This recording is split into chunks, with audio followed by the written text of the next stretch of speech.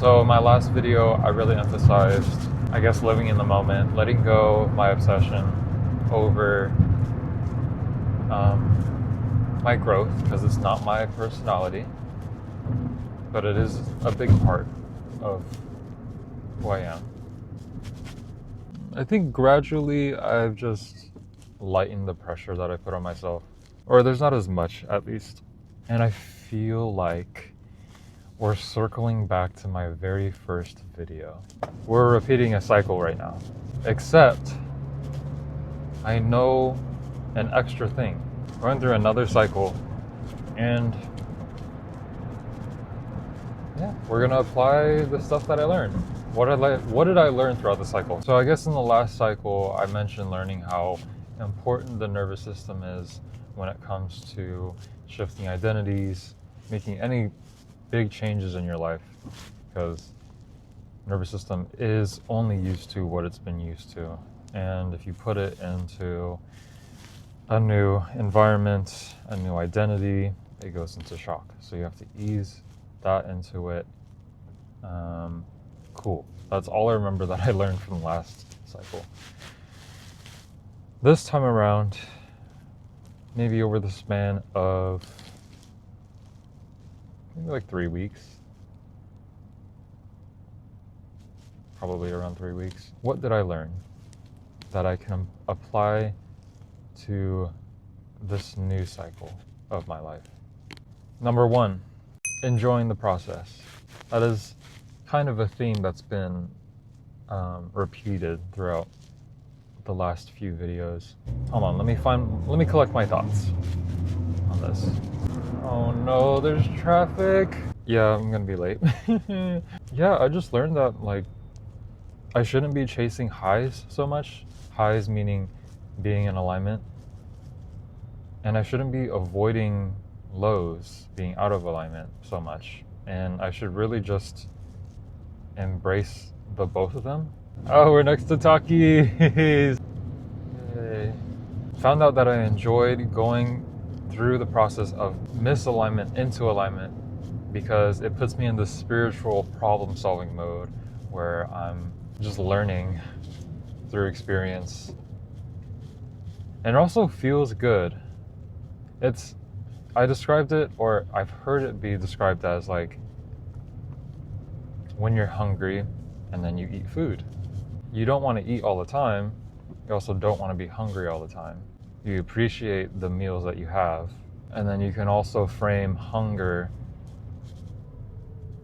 in a way that really makes the food and the meals more impactful, more substance. Second point, what is the second point? What's the other thing that I learned? Number two is really just learning how to process negative emotions. I've kind of learned how to get my process down for it, I hope. I think one thing I should do better in the future regarding that, giving myself time to feel it, instead of immediately be like, oh, let me just fix this real quick. It's not really the best way to do that. I found that if you do it really quickly, it'll just come back up the next day, because it doesn't take only 5 seconds to feel better. At least not from a deeper level. Feel the feeling for as long as it lasts. Name it, so you create some sort of distance from it. For me to process it, or what I've seen that's worked, is just looking at the situation logically, saying like, oh, I felt this way because of this thing. Well, I'm kind of just generalizing it. I know life experience is a lot more intense and a little bit more messy, and it's not that clean of a slate to be working through. I understand that. I went through it. I'm trying to put it in simple terms, just to summarize it. I'm sure I went into more depth beforehand, so somewhere Somewhere on my videos I said it. Should I be in the slow lane? Like, is that the most efficient thing to do? I don't know. Maybe regarding processing emotions, I was able to acknowledge some childhood trauma that came up. I was able to kind of understand what my younger self, inner child, was going through that I never really thought about and wasn't really able to think about until like a situation similar came up and it caused the feelings to arise yet again. Oh, we're at a standstill now. This is fun. Oh, you turn on your... Oh, wow. I recognized that when I was younger and my parents would drop me off, like to switch me off because they were split. They tended to argue a lot, and my immediate reaction was to cry. And kind of pieced together, maybe I cried because, well, I feel like that's something that any kid would do when that situation arises. But I think growing up, I kind of internalized it as a sense of responsibility over their relationship, which obviously I didn't have. But I think another thing too was like, I would cry because they would just be difficult for no reason at all. And they would not make any sense. And I think there was some sort of pressure on me as a kid to navigate that, really. So I guess they placed the responsibility in my hands.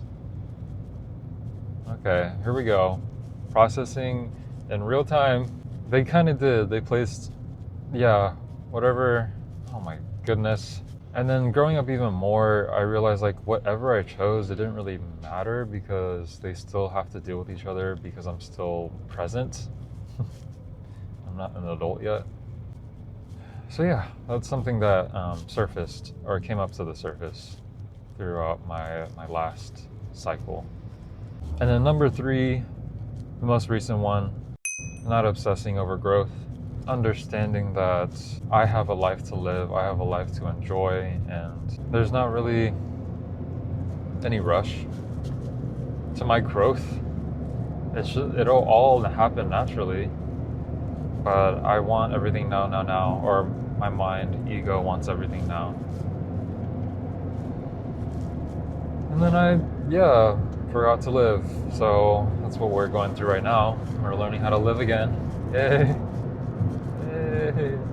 But that kind of wraps up my last phase. I don't know if there's anything else that I was learning. Nothing really I remember.